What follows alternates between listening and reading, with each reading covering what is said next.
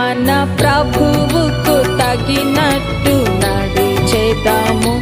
తన రాజ్యములో మనము చేరేదాము.